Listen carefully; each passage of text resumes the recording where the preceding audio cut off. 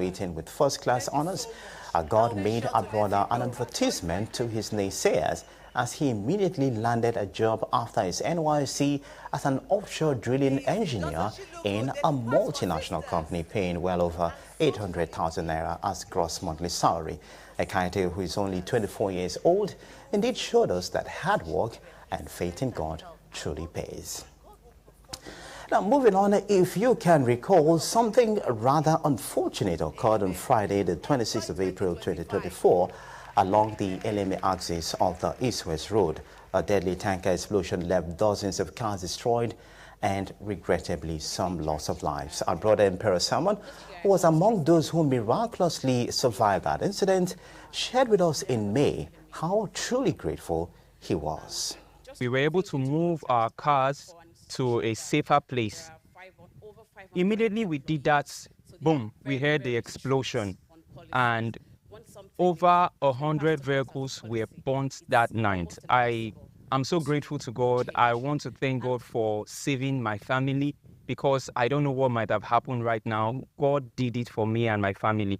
This year we got quite a number of survivors of ghastly motor accidents that left us without a doubt of the saving hand of God.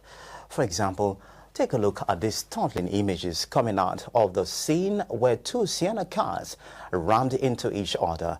Our brother Shema David, who shared with us the story earlier this year, said many of the passengers were burnt beyond recognition, but surprisingly, his sister-in-law, who was also a passenger in one of the vehicles, was taken out alive from the scene of the wreckage with no injuries at all. I mean, nothing at all. And if that's not a miracle, what is it? Similarly, we also brought you the remarkable story of our brother Sonny Brownson of our evangelism unit. His case was completely his way back to Port Harcourt on Tuesday, the 23rd of July this year. The vehicle he boarded had a terrible accident with a tipper truck fully loaded with gravels. You can see in how squeezed their vehicle was by the tipper right on top of it.